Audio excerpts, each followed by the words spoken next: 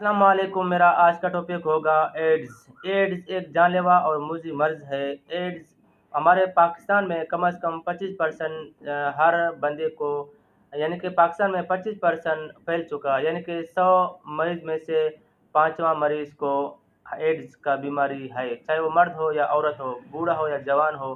Ads की बीमारी पाकिस्तान में 25% आजकल बढ़ चुका है।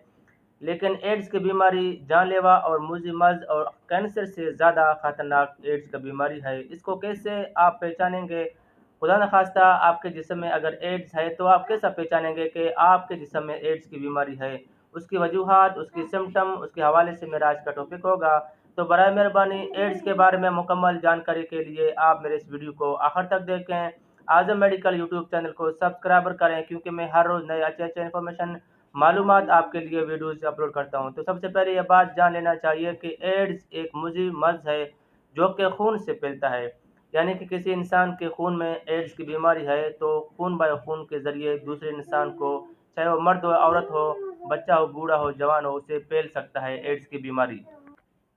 एड्स की 4 बड़े वजूहात हैं। नंबर 1 पे मैं आपको बताऊँगा। नंबर 1 पे एड्स की गैर महफूज जिनसी ताल्लुकात रखने से, यानी कि मियाँ बीवी में और चोकराबाजी में है, या दूसरे 2 नंबर लड़कियों के पास जाने से। अगर किसी को मियाँ बीवी में किसी को एड्स है तो वो उन दोनों को एड्स फैल सकता है एक दूसरे के साथ। अगर किसी 2 नंबर औरतों के पास जाएंगे, या चोकराबाजी भी आजकल बहुत आम हो गया है, या फिर किसी खुसरा के पास जाएंगे, अगर उस खुसरा को, यानी कि खदेड़ी को अगर एड्स है तो फिर आपको भी हो सकता है। नंबर 1। नंबर 2 पे आ जाता है कि अगर आप किसी भी अपने मियाँ बीवी के पास दोनों में से किसी को एड्स है, दोनों में से किसी को एड्स है, तो वो कंडम के बगैर इस्तेमाल, यानी कि कंडम के बगैर आप एक दूसरे के साथ मिल नहीं सकते हैं। नंबर 2 पे आ जाता है मुतासिर सिरिंज, या कोई ड्रिप सिट, या कोई सुई, या कोई ऐसा लोहा, या ऐसा कोई कील किसी एड्स वाले बंदे को लग गया खून, या कोई चोरी, हाथ कट कट गया, किसी को एड्स है तो वो खून किसी और के और में चला जाए, इंटर हो जाए। यानी कि मुतासरा सिरिंज हो, सुई हो, या फिर छुरी, चाकू, कील हो, उसमें खून लगे एड्स का, तो किसी और बंदा इसको यूज़ करे तो उसे हो सकता है। या फिर नाइयों के पास ब्लेड इस्तेमाल करते हैं, कैंची, सीजर इस्तेमाल करते हैं। डॉक्टरों के पास जो है ना बहुत सारे इंस्ट्रूमेंट पड़े हुए हैं। किसी मरीज़ को, पेशेंट को अगर एड्स है तो खून लगा है, वो एड्स वाला बगैर स्टेरिलाइजेशन किए हुए, बगैर साफ सफाई किए हुए किसी और मरीज को इंटर कर दें तो उसे भी एड्स फैल सकता है, लग सकता है। नंबर 2। नंबर 3 पे आता है माँ से बच्चे को दौरान हमल, डिलीवरी या दूध पिलाने से भी हो सकता है। नंबर 3, जिन यानी कि ये माँ के ख़ानदान से भी, माँ के पेट के अंदर से भी बच्चे को हो सकता है, क्योंकि जिस माँ को एड्स हो या जिस वालिदैन को एड्स हो, वालिदा को एड्स हो, तो उसे बच्चे को भी हो सकता है।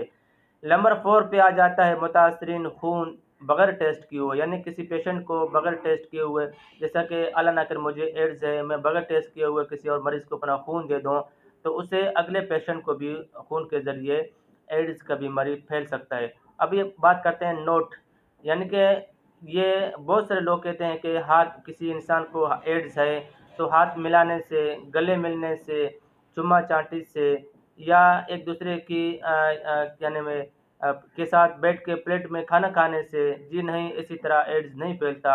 खाना खाने के एक साथ प्लेट में खाना खाए, या हाथ मिलाए, या गले मिल जाए, या किसिंग करे, नहीं, इससे एड्स नहीं फैलता।